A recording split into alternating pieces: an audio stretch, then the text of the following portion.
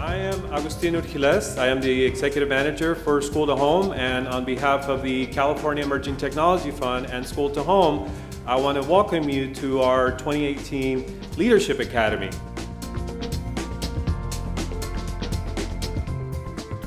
Because you lead with instruction. And you cannot do anything well and leverage digital tools unless you have an instructional vision of where you want to go, and then you leverage the right devices. So we have shifted from a system about touching the glass, just put in front of it will be okay, to what do you want students to know, be able to do, and how do you leverage a system of supports to do that? You see, we're still struggling in the state of California between funding, and funding is important, but if you don't have a system of supports of how to get there, it's like you're planting in sand instead of planting in soil. So we wanted to make sure we had the most rich conditions to support this work. Write your plan. And the plan was about becoming an empowered learner, something you're going to hear about with the ISTE standards. Because what happens when we empower learners, and our learners are not just our students, but every single learner on campus. Then you get the devices because you know what you want to do with them. When you put kids at the center, you make better decisions. Every time a school says to me, hey, we want to bridge the achievement gap, I always say, well, first, bridging is not sustainable. You need to close it. That's number one. And number two, if your plan doesn't involve technology, it will not happen. We're in 2018 now. It won't happen. Okay? Technology knows no color, knows no race. It does no socioeconomic status, and giving our kids access is a critical foundation to any plan to close any gap, period. But one of the other things is I look around this room, and I mean, you can't see it, but I'm getting goosebumps because if you take a look around here, all the talks that I do, this is not what I normally see. Okay, this is not what I normally see. What I normally see is one gender and one demographic most of the time.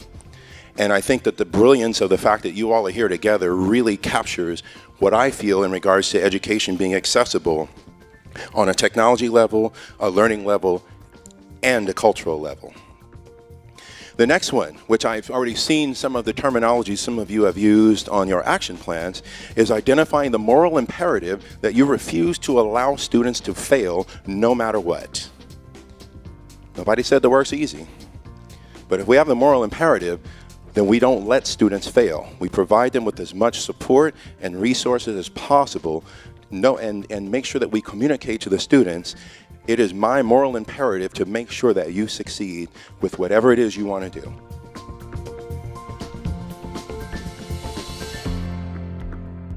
For previous decades that show that in lower social economic circumstances in schools that serve those children, they use technology more passively than in higher social economic schools.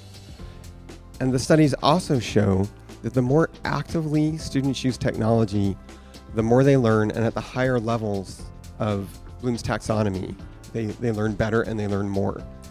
This is absolutely essential. It is not enough to bring the technology into the school. If the students aren't using it actively, they're not getting what they need out of it. When you turn that around and you ask the students to solve, to communicate, to collaborate, to create with technology, then you put them in a place where they can really make the difference, and they will learn more, and they will do better on the standardized tests. The issues that we're talking about, they're not just issues that are important in our communities. They're a matter, in my opinion, and I think a lot of you would agree, of national security. This is an issue these are issues that are going to shape the whole world, and that these intangible qualities, these partnerships beyond the community, that they can be the basis. And in terms of efficiency, everyone across an institution, no matter what your role and your position is, you can all contribute to creating more synchronicity between the governance team, the administration, and employees. We can all voice that these are things that are important to us, and start shaping and influencing that organization. Why is a school that works an unusual circumstance?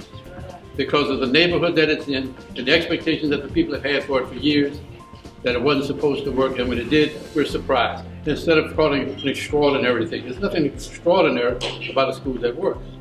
So instead of being celebratory when it works, we should have been outraged when it didn't. But the question is, who's outraged? The school system is the most important institution on the planet.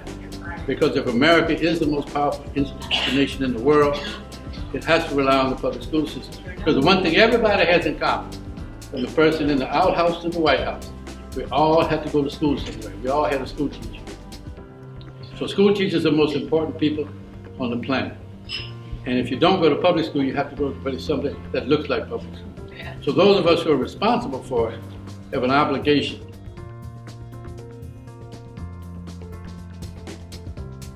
So you are dynamic teams, you are game changers, you are champions, you are leaders, and that's what this conference is all about. So you're part of the overall California Dream Team. You're all helping students realize their dreams for a brighter future. So I say take that dedication and your tireless energy and keep it going to make California truly the golden land of opportunities.